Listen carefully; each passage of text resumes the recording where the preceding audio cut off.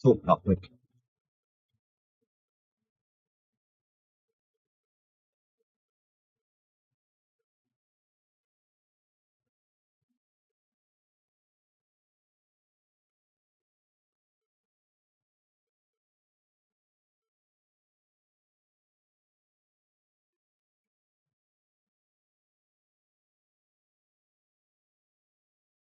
Hello and welcome to Talk Africa with me, Jones Iwa. Hope you're well and safe and you're getting ready for the Christmas break. If you're not already on the break, Christmas is just around the corner. You want me to tell you why I'm in such a good mood? You can tell by the tie that I'm wearing today. Plenty to discuss today, but before we proceed any further, a bit of house cleaning, things that we do here in Channel 7 on Talk Africa.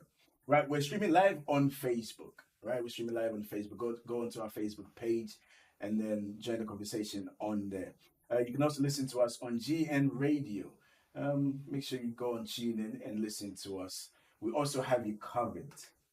We got you covered. You can download the Channel 7 app and take us along with you. So there's no excuse, really.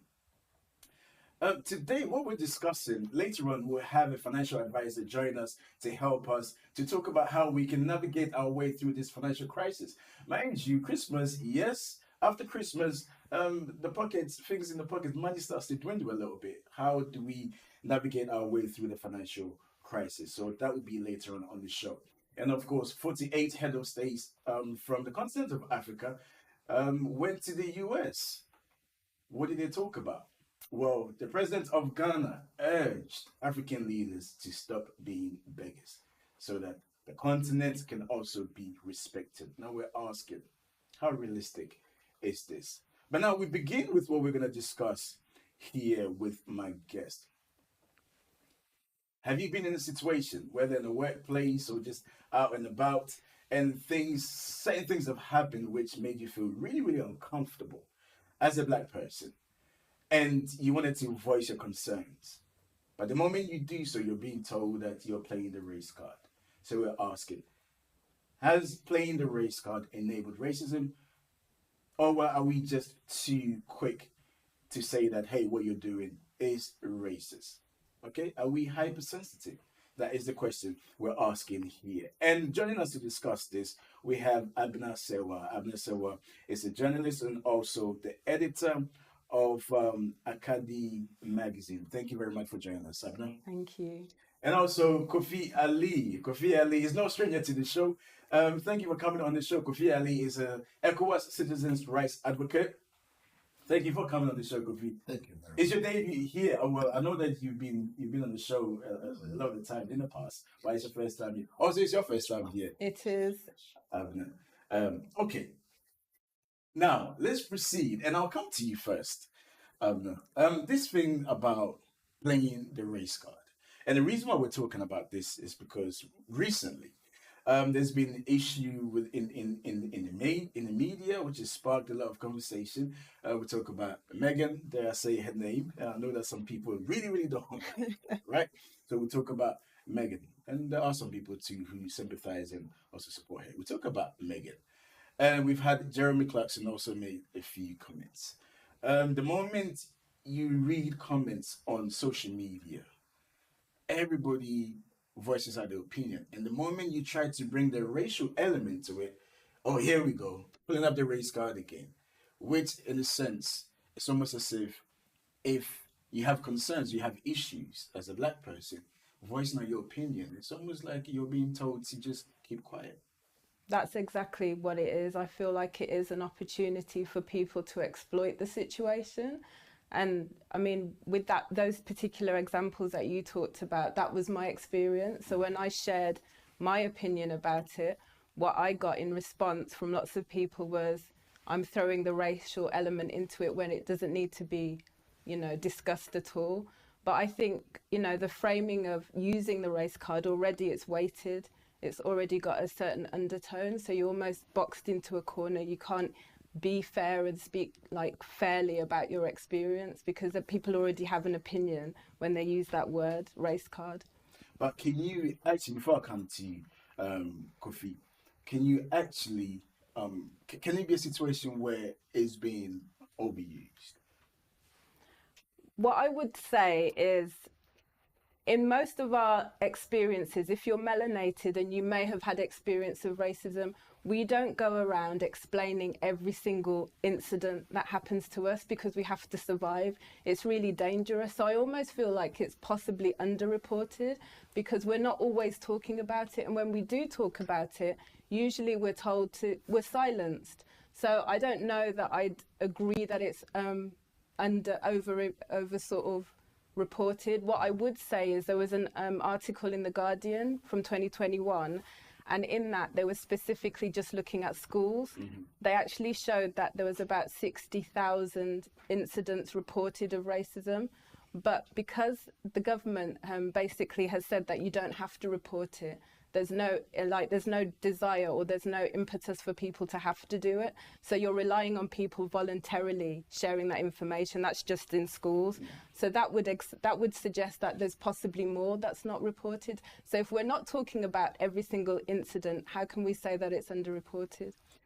Kofi, do you think, black people in particular are quick to pull up the race card if things don't go their way? With my experience as an individual, I think my view from Abina's view will be slightly different. Sure.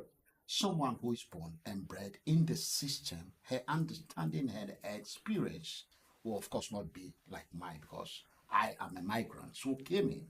And where I come from, my concern is more of discrimination rather than racism. Okay. Now, when you look at the issue we are talking about here, if you look at it very well, there is the issue of your personal experience, and there's a law on discrimination. But when it becomes an institutionalized thing, and they tell you, don't talk. Why? Because you are black. Don't talk because you are this. Then that is where we talk about racism. Okay. But when it is you flagging up an issue personally where you work, and you are going through the system, or you are dealing with your boss or with people, you feel, I'm suffering here. I think that issue is what I would rather want people to focus on. Okay. In the sense that when you talk about Jeremy Clarkson, for example, the issue there is a bit thorny, or the issue of Ngozi Fulani. They are a bit thorny. Let me go to Jeremy Clarkson. Okay. Issue. All right. Okay. Sure. We have, remember, it has to do with Harry and Meghan, who are members of the royal family, Sure. but they choose to take a different path. And even there was a place where some people were saying there was a raise of voice between Harry and William. And William is the future king. Can you see? So within the royal family, there is issue. So the sympathizers of the royal family will technically respond, knowing very well that the king will not respond.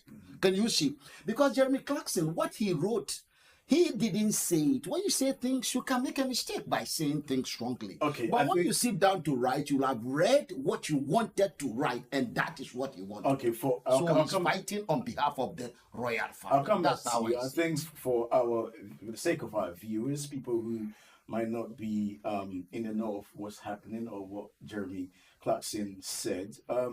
So Jeremy Clarkson wrote a column in the Sun newspapers.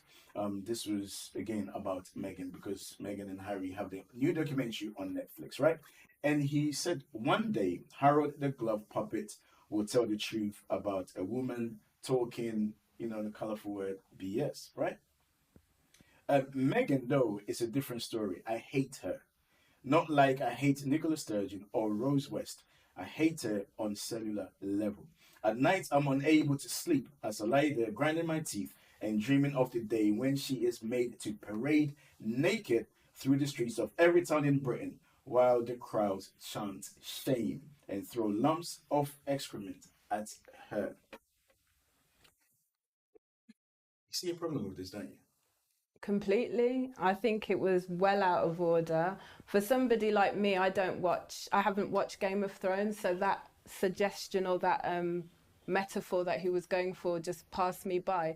But even so, it's very insightful, it's very ugly, and it's very violent, I think. Yeah. And for me, looking at that, if you look at the history of the British, this English, where we are today, of course, they went through all these things when they despise a person publicly. That's how people are dealt with. Now, bringing it to now, if you look at Meghan, this is where we say sometimes we overhyped the race issue. Her father is a white man, her mother is black. Is she white or is black? So this is where you see. Well, she identifies as black. Does she? I don't know how she identifies, but Yeah. I don't think she will identify if she does.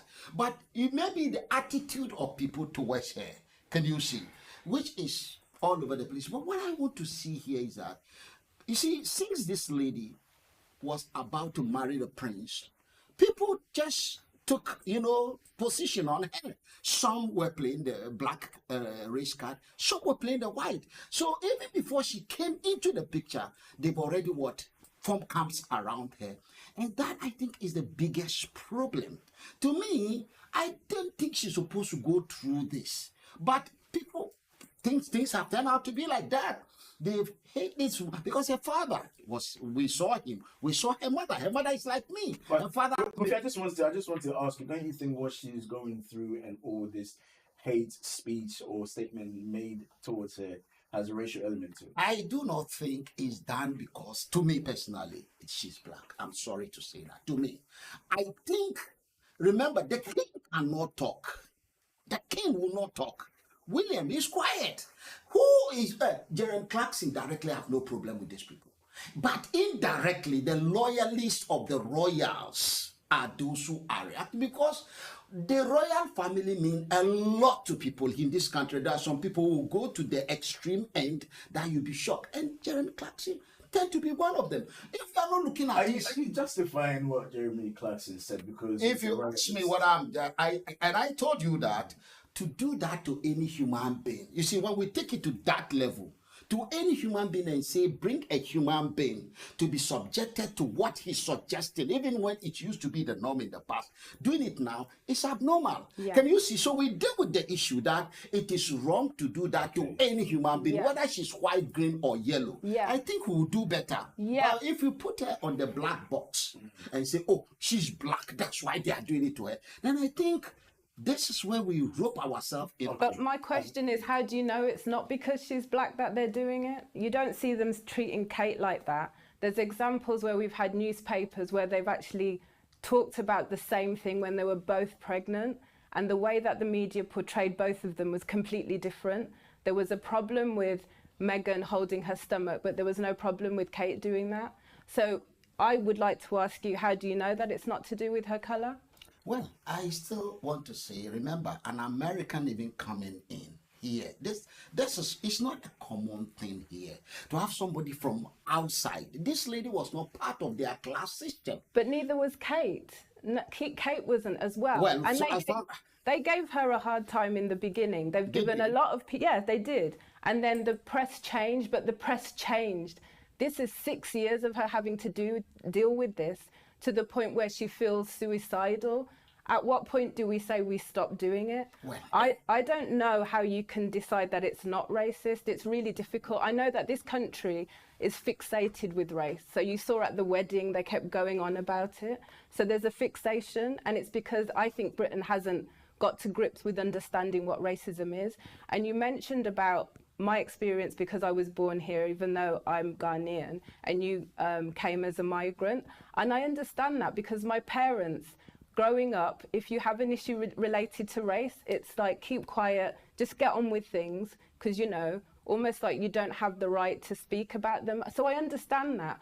But we are a different generation that believe that we have the right to express ourselves.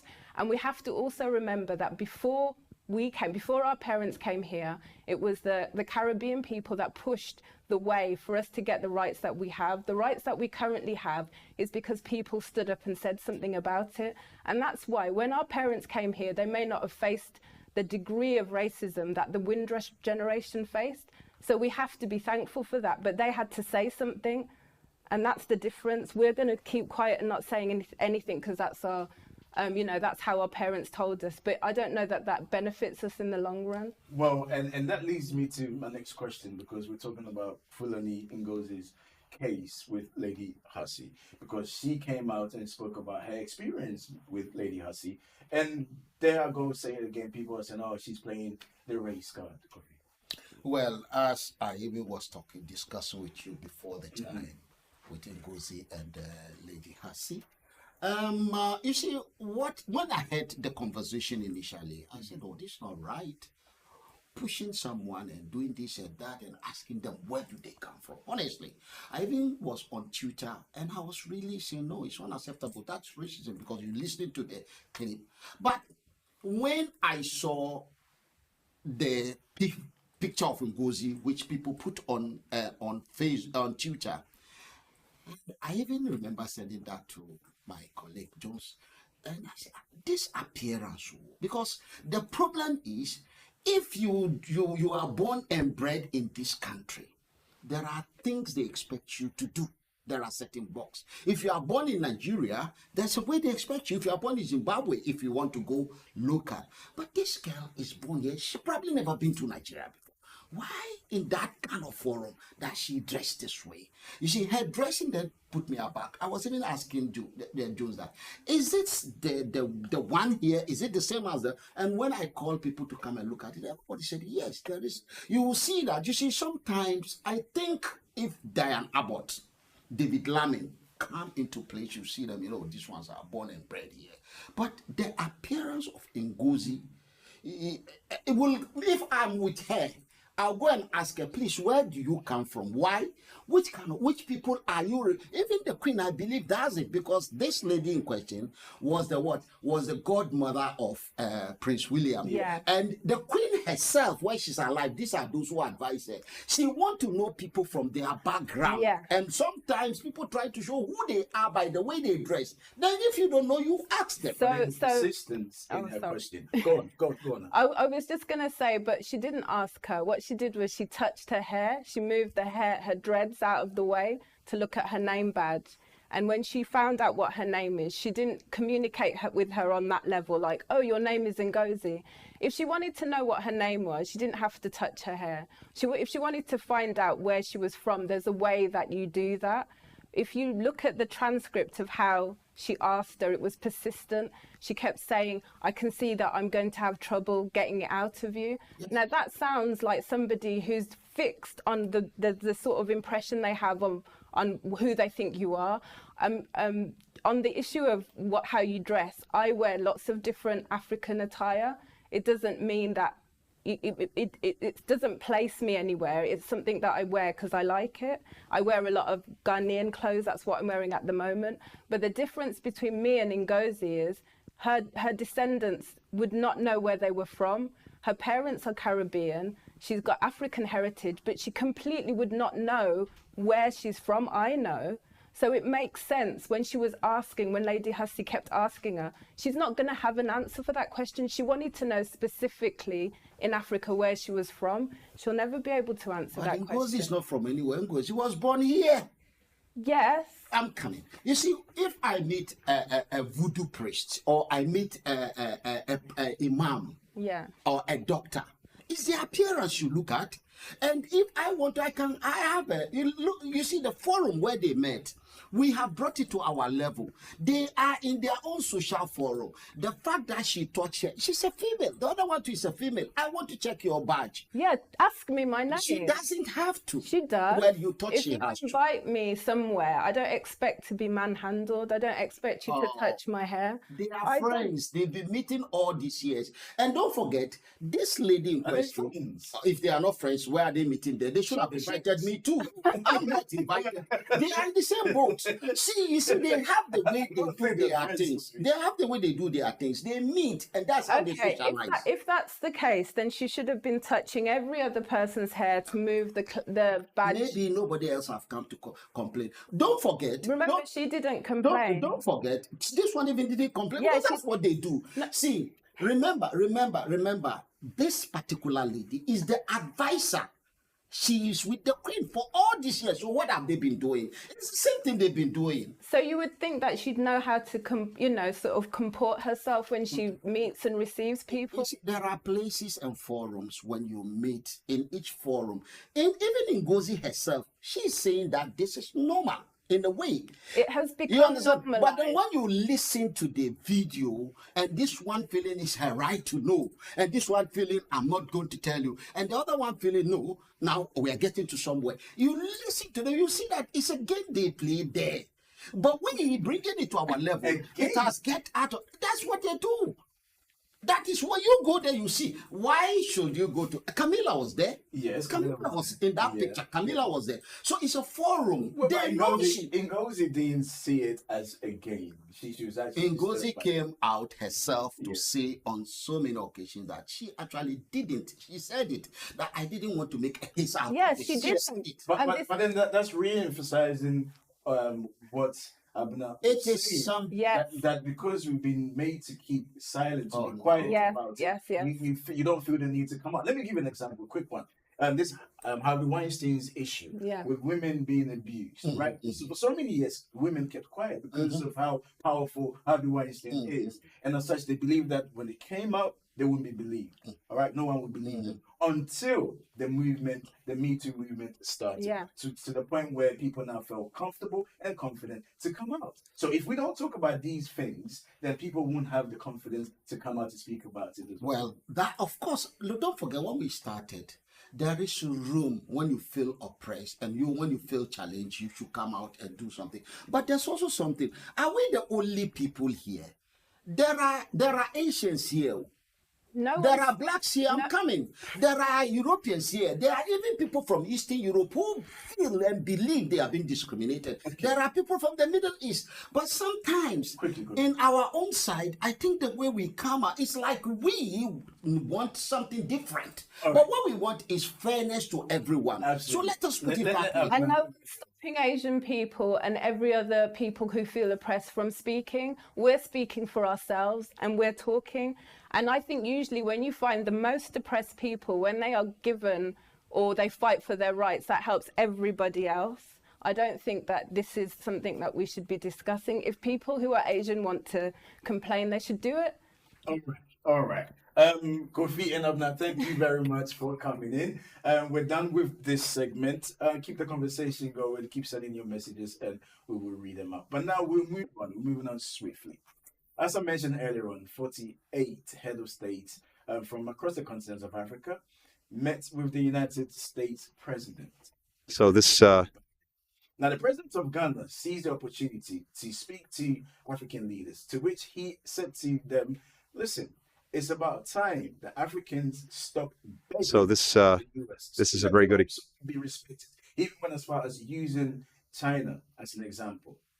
Another scenario, the Ghana president felt the need to speak to the US about what's happening on the border of Ghana, the northern border of Ghana, to do with Burkina Faso. According to the president of Ghana, mercenaries from Russia have landed on the shores of Burkina Faso.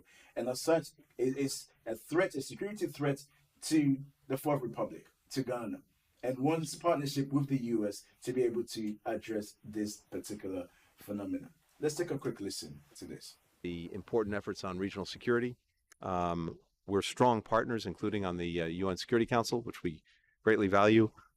Partners for democracy and security in West Africa, and we greatly appreciate the peacekeeping contributions that Ghana makes, but also just more broadly, your own leadership for peace, for security, for democracy. Many challenges, but we're grateful to actually be facing them together, and really pleased to have you here this week for the summit. So thank you, Mr. President. Appreciate the time. So, Mr. Secretary, thank you very much. We'll just thank the American government for the invitation to participate in this summit. I think it's a summit that's been long overdue. I believe it's the second. The last time was over 10 years ago. Yeah, perhaps we should be doing more. But it's good that it has happened.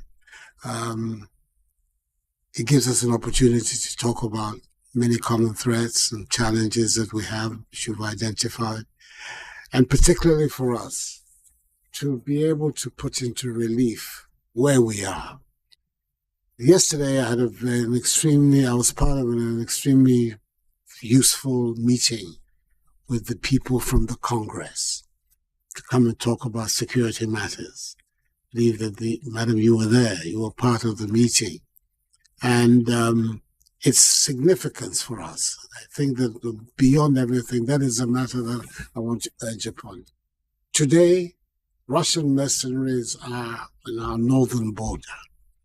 Burkina Faso has now entered into an arrangement to go along with Mali in employing the Wagner forces there. I believe a mine in southern Burkina has been allocated to them as a form of payment for their services. Prime Minister of Burkina Faso in the last 10 days has been in Moscow. And to have them operating on our northern border is particularly distressing for us in Ghana. Apart from not accepting the idea of great powers once again making Africa their theater of operation, we have a particular position that you know about over the Ukraine war, where we have been very, very vocal and upfront about condemning the invasion by Russia. And therefore, they're now to have this group at our borders is a matter of some considerable disquiet and concern for us. We really like to have a privileged opportunity to talk about its implications and what we believe ought to be the case. This is what took place with the discussion in the Congress yesterday, which I found very fruitful.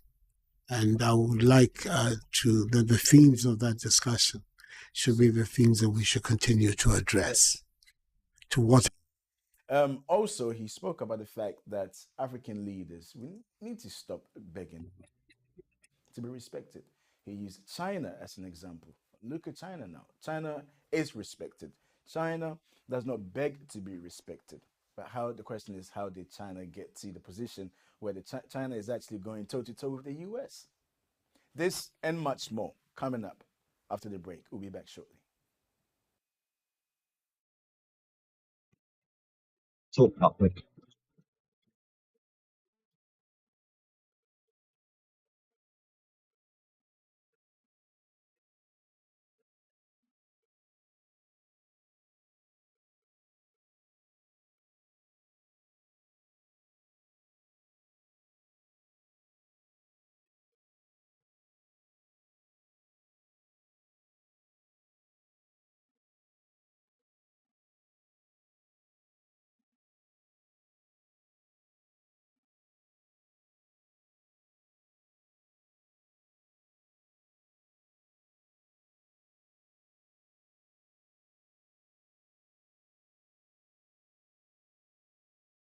Leatherback helps you move your money securely from one country to another with ease. With over 20 currencies to choose from, including Indian rupee, naira, Ghanaian cedi, and US dollar, with Leatherback you can move money anytime, anywhere.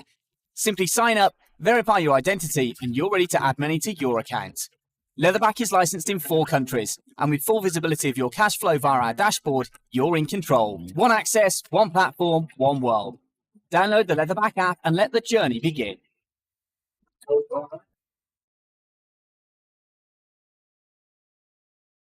To another with ease. With over 20 currencies to choose from, including Indian rupee, naira, Ghanaian cedi, and US dollar, with Leatherback you can move money anytime, anywhere. Simply sign up, verify your identity, and you're ready to add money to your account. Leatherback is licensed in 4 countries, and with full visibility of your cash flow via our dashboard, you're in control. One access, one platform, one world. Download the Leatherback app and let the journey begin. I am so hungry. This I want to kill me. If you come up, Whether you're looking for poundo in your crayfish stock, all-purpose seasoning, or any other ingredient, Tropical Salt has everything you need. A strong young man. And hero.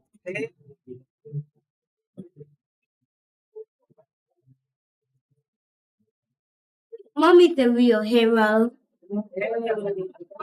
Tropical sun flavors of the world to your table.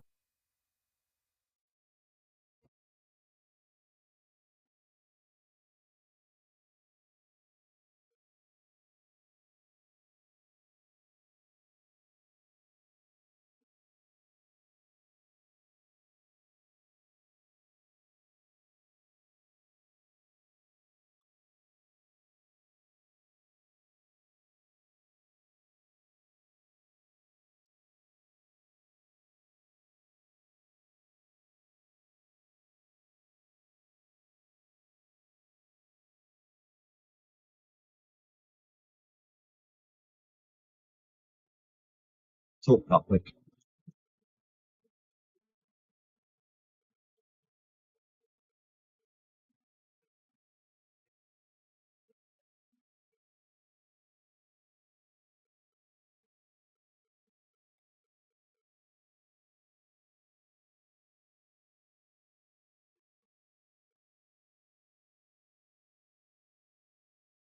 Welcome back to the show. Now, later on in the show, we'll be talking about how to navigate through these economic challenges that we're all facing. You know, Christmas is just around the corner, obviously, and when it comes to January, people start to feel the pinch if they're not already feeling the pinch. So do stay tuned. But for now, before we went on the break, we were talking about the fact that the Ghana president urging African leaders to stop being beggars. And to discuss this here, we're joined by Julius Boluto, who's a journalist, also a broadcaster, and editor of Informa East Africa. Plus, Kofi Ali is still here with us, ECOWAS Citizens' Rights Advocate. Let me come to you first, Julius. Is it realistic to not to, as to use the president's words there, to stop begging the West? They are never sweet words like that of self-independence. I always support someone who thinks that way, because that's the way to go. If you want people to respect you, you have to learn how to be self-independent, self-reliant.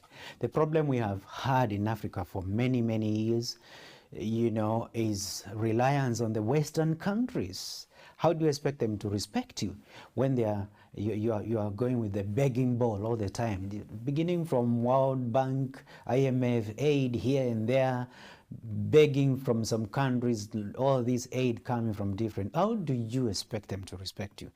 The essence of independence is self-reliance.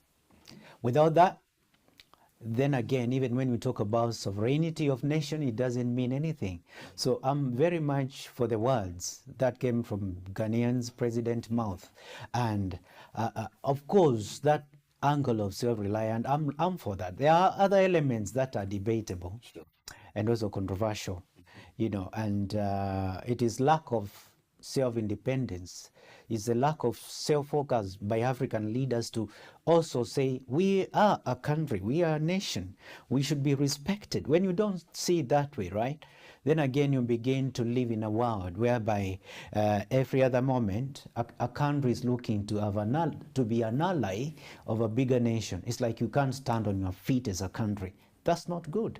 See, the thing is, I've seen President Paul Kagame of Rwanda all the time lamenting, blaming other African presidents, saying, why is it that anytime there's a problem in any country in Africa, we have to be called to go to Europe to begin to seek solutions? Where can we stay in Africa, solve our problems? To me, I will look at it different. I don't know whether it's a case or there's something in our gene that make us find it difficult to understand simple, basic facts. If in your submission earlier, the president of Ghana, that tiny winnie Ghana, my country, is comparing Ghana with China. You see that Ukraine? There are about 20 or 30 of that inside Russia. America is not a country. It's a big, huge thing. And that winnie tiny is not up to a local government in America. Why don't we wake up and be real? Europeans, nobody will call these Europeans. They will not go. They will send the EU to go and tell them what they want to hear. They call us to China, we went. our leaders, donkeys, went. They call us to America, we just went there. They call us to, what's the name of that country? Russia. Before Putin's problem, we were there. Who are we blaming? We have ourselves to blame. This problem was not new. In 1960, Kwame Nkrumah said, let us have an African common government at independent. He said today is the independent of Ghana. Tomorrow, United States of Africa. Who are we fooling? So we don't even trust ourselves to send somebody to go to Washington and tell them what we want them to know. And then let them come and let us sit at home and solve it. So what are we doing? We are then sitting there. Because we don't invite ECOWAS went with them, African Union went with them, the 58 leaders went to, 48. Out of 48, they all want to sign a one common agreement in the name of the African Union. Which is worth 55 billion. Which was 55. Do you know that Mali didn't go? I know of that one because we have a coup there. In fact, right now I just said there's a coup attempt in Gambia. Unfortunately, it didn't succeed. Yes, unfortunately, because things are not working the way we all want it. You go to Burkina Faso, there is coup. You go to Guinea, there is coup. They were not invited to America. Yeah. But be patient. Those ones who didn't go, the 54 the 48 that went, the contract they want to sign in America is binding on all of us. Let's just focus a bit. Yes. Let's just focus more on the key issue. The president of Ghana is talking about Wagner. Wagner is a military arm of Russia. Yes. He's complaining about the presence of Wagner in Mali and closer to the boundary of Ghana within Burkina Faso. Yes. We need to understand the dynamics of this kind of politics. You know, one of the greatest problems with Africa has been fighting wars that are not African. See, when we talk about fighting terrorism, then again we focus on what they call Sahel region. Now, Sahel region, well, these countries, Mauritania, Mali, Burkina Faso, they are all together there, and when you think about fight on terror, is when you go back to where it all started. Tuaregs in Mali. France intervenes, sends military there to help Mali to fight that. Then years later, it becomes a big problem. Infiltration of ISIS gets in that particular region. Then again, politics of France versus French former colonies gets on the way. And therefore you see France pulls its off soldiers. Yes. And now there's a void. You have Wagner. Wagner is a military arm of Russia, finding its way in African ground, African soil. So you want to ask yourself, why is America calling all the African heads of state? Don't think they don't have intelligence. They do have intelligence. This war is about Russia. Russia and the West. Okay. I think, yes, in as much as I agree, but I think there's one fundamental point that I think we might be missing, which is China, of course. For some time now, it's been reported that the US has more or less turned its back on the continent of Africa. We've seen the rise of China, the amount of investment that's gone into Africa, to the point where now they've said that they will invest 55 billion. Wasn't this a way that the US anyway trying to crawl back or trying to woo Africa, as it were? No, back? I don't think that is the way I would take it. What I'm seeing here is that we should not forget where it has been happening, what has been happening, like you said. This is not new. In the time, I'm going to take us back to history. Ofebuayin was reporting Kwame Nkrumah in Ghana because Russians were there. It's not new, this problem you are seeing.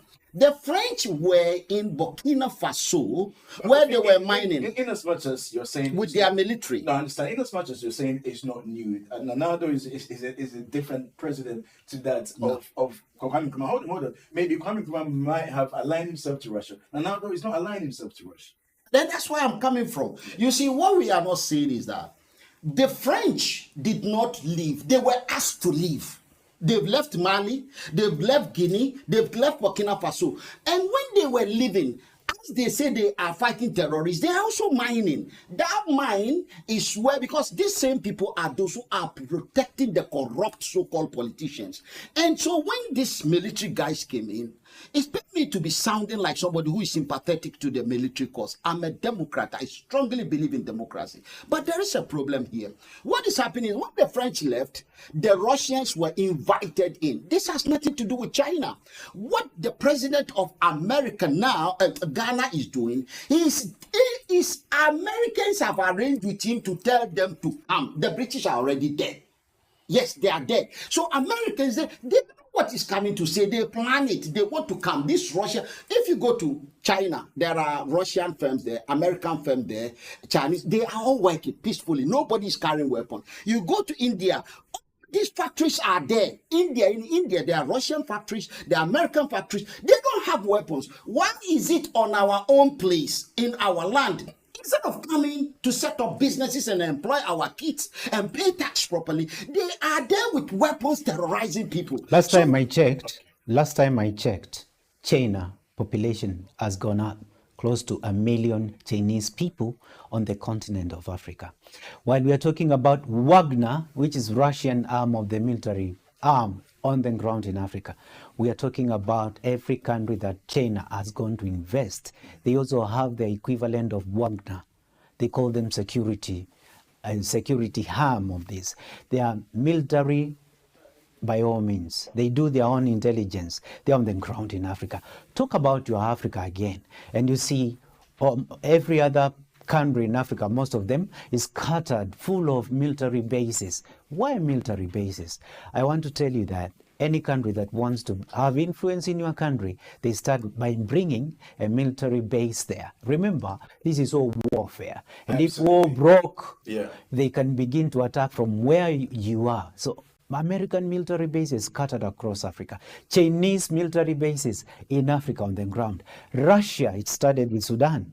Now it's making a way to the West Africa without cooperating with ECOWAS. So who are we blaming? No, that's a whole different. Whose war are we fighting? Whose war are we fighting? Who are we blaming? The conversation continues, but we'll bring it to a halt here. I'm sure we'll revisit this particular story. So thank you very much, Kofi and Julius, for coming on. But we must move on. Now, here in the UK, paramedics have also gone on strike. And today it was reported that the Health Secretary, Steve, were actually debating on who to be blamed for the prevented death that could potentially happen. Let's take a quick listen to some of the protests. We're not paid enough for what we deserve. I think, secondly, patient safety is a huge thing at the moment. We're not getting to our patients in the times that we need. Our response times are shocking and they need to be better. We're all in it for the care of our patients and we're not getting to them on time. Well, one, we have safety measures in place with people in the operations centre monitoring calls that come in to make sure that picket lines can respond should they need to. But let's be really, really clear about this. Patients are coming to harm every single day because the government won't fund the NHS properly. They're stood outside in vehicles outside A&E where they can't take their patients because there aren't enough beds. That is where the patient harm is. It should no longer be the norm that somebody is on the floor for 10 to 11 hours because the government won't fund right staffing, beds in the community and care in the community.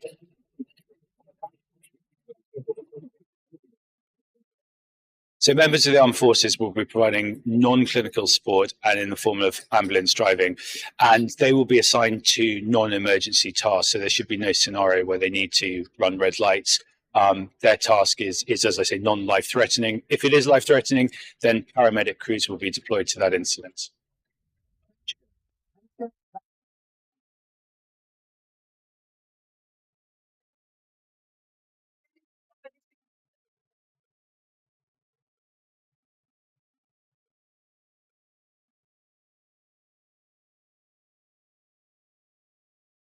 Back, we'll keep you posted on what happens because there's a lot happening right now. Now, joining us for our next segment, all right? As I said, you know, the Christmas period is just around the corner. Come January is one hell of a long month. And before you realize, you're thinking, when am I going to get paid again? Because you got paid at the end of November and then you got paid early in December. So January is a long month. How can we navigate through these economic challenges that we're all facing right now? And to help us to discuss this is financial advisor Emmanuel Asuko. Emmanuel, thank you very much for joining us today. Thank you for having me. Thank you. I think the burning question would be, times are hard. As a financial advisor. Listen, number one, January has the same days every single year. People are just, you do the same thing. You look at it now. I live in Bromley. Yeah. We went to the high street today. The place was packed. Everybody has forgot cost of living crisis. Everyone has forgot bills have gone up. They're doing enjoyment. Come the 2nd of January, all of a sudden, it will slap everybody in their face. They'll be falling left and right. They'll be blaming the government. They won't blame themselves. You've put all of this spending onto credit card for what? For kids. The toys that you bought on the 25th are broken by the 2nd, or they've moved on to other things. Sometimes we're our own worst enemy. Now, you've said it. It's a cost of living crisis. Yes. Inflation, cost of everything is going up. I always tell people, money, there's two things. You either reduce your outgoings, so you get more, so you make cuts, or you increase your income.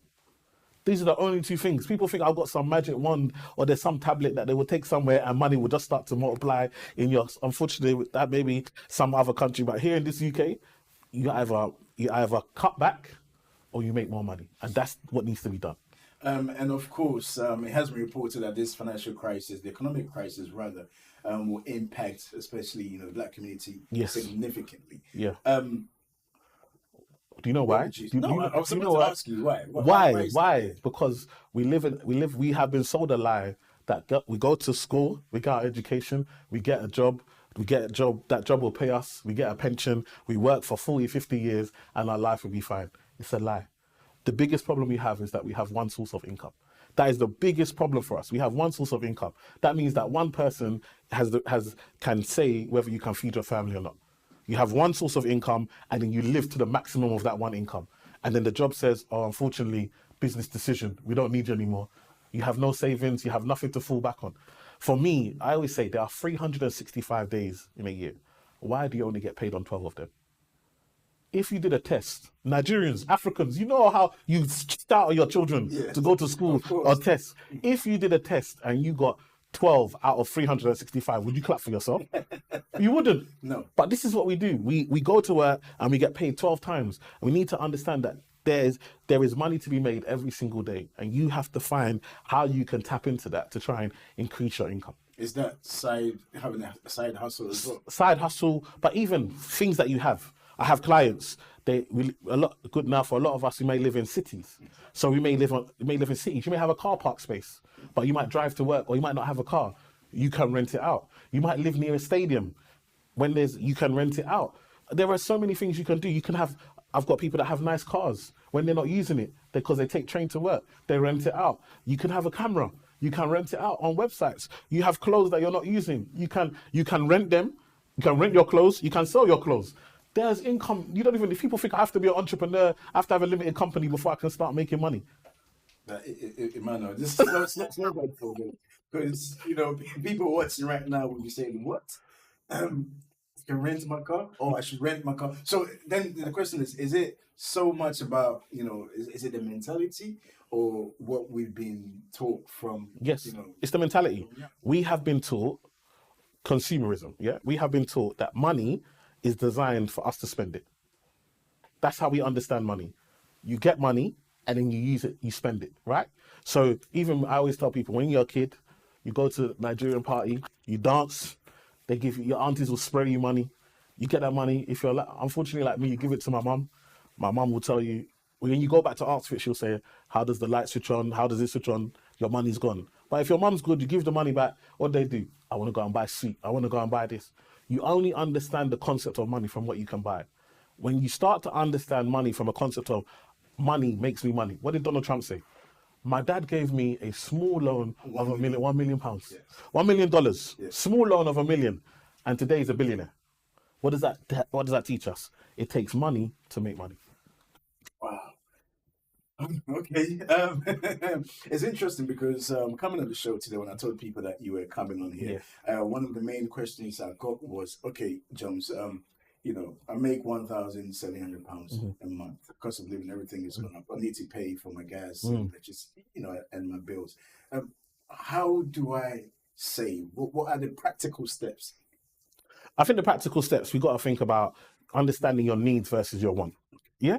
So for a lot of us now, I tell us, for a lot of, you're gonna leave when you die. What are your children gonna inherit? They're gonna inherit gele. Yeah.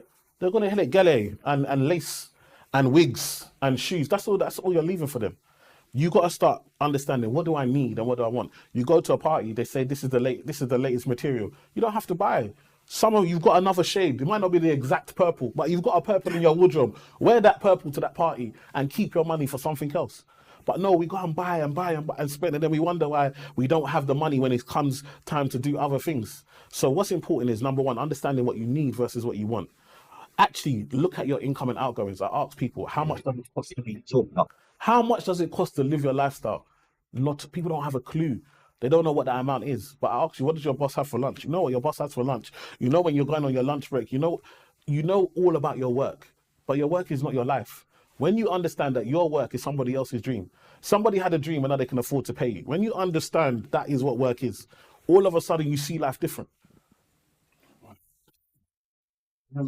Yeah, I mean, you're taking a there's a lot to take from what you're saying right now. Again, right now, people are struggling. Yeah. Okay, and some people have lost their jobs. Yes. But when you come to, especially within the African setting, Yeah. I mean, you've talked about the fact that we've been lied to. Yeah. What do you think in your line of work? I mean, I'm sure you've dealt with Yeah. white people and black people. Yeah. Compared to our white counterparts, what is it that they do that we don't do? I don't think it's what they do, it's what they have. It's called network. You see, white people, they're in this country. They've got an uncle that has a business or works somewhere. Therefore, I go to church. My church is literally very close to here. I remember going to church, 500 people in that room. There's not a job board. All of this, everyone's coming. I'm pastor, I'm elder, I'm this, I'm that. There's not a job board. You can't even get the young people in this church work experience. You've been at that job for 20 years and you can't get somebody work experience, but today you're coming to pull your chest, I'm this, I'm that. Do you understand? We take priorities in the wrong thing. When I speak to my white clients, a lot of the time, when they go through hard times, they've got an uncle, an auntie, a friend of a friend who can get them a job if they need a job. But they also understand that, okay, I'm doing this job, but what else? This is not my chosen thing in life. Like, there's more to my life than just doing a job. For us, we will work. One thing that we have been taught and we can do well is work hard. They know us, we can work. I always used to say, when we were young, a lot of our parents are working 2 or 3 jobs. Yeah. But were we making more money than our white counterpart that dad had 1 job? The dad had 1 job, but was making more money. But we working, when it comes to work, we can do that all day long. What I'm saying is how are we building wealth, ownership. The difference is that we're not in positions of power. So that should be our call. It shouldn't be the latest car, the latest clothes, the nice watch, go on holiday here. It's about ownership. What can I own? Because when I have ownership, I have a say. A lot of the time, the reason that they treat us in a certain way is we don't have ownership. I look at other communities that have come after us. You look at the Turkish community in North London. There's a whole street. They own every single shop. I had a client that he said, whenever one of these shops come available, we all gather and then we buy it and then we choose who's going to take it off us. They choose. They have that control through ownership. But we are comfortable being just not owning, being consumers. When we lose that mentality, and in a network, we don't talk.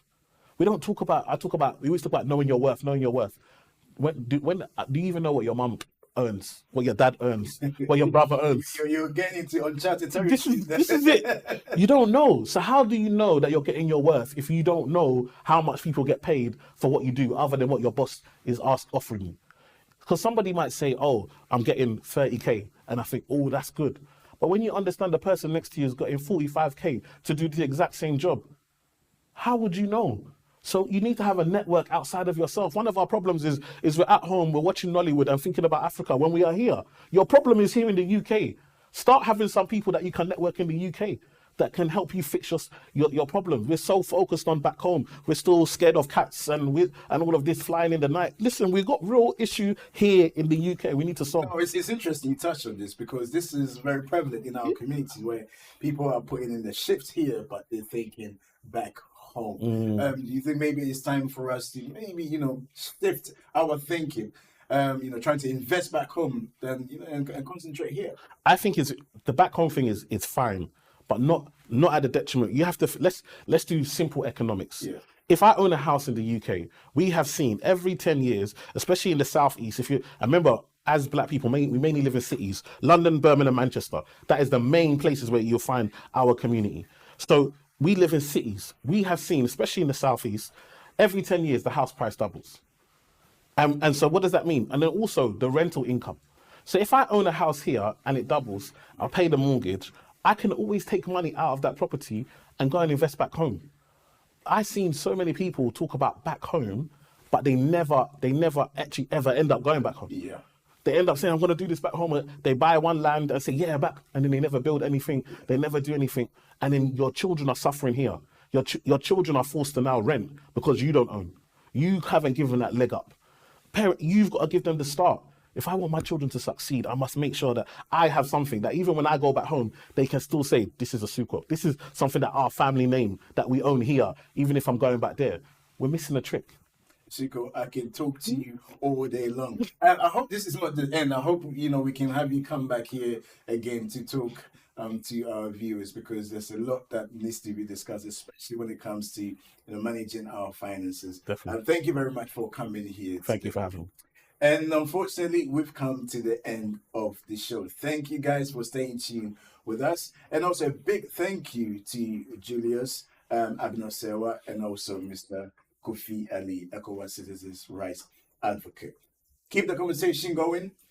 Keep your thoughts coming in. And remember to tune in to Talk Africa on Channel 7. Okay, make sure you share. Don't just watch the show, all right? I keep saying this. This platform is created for us to have a space to discuss issues. The fact that we have Emmanuel here today is a testament to what we're trying to do, okay? So do get involved. Let's come together as a community. Let's push the show, okay? And let's get people watching, because that's the only way we'll keep this going. Again, thank you for watching. And all being well, we'll see you next time. It's goodbye from us. Talk Africa.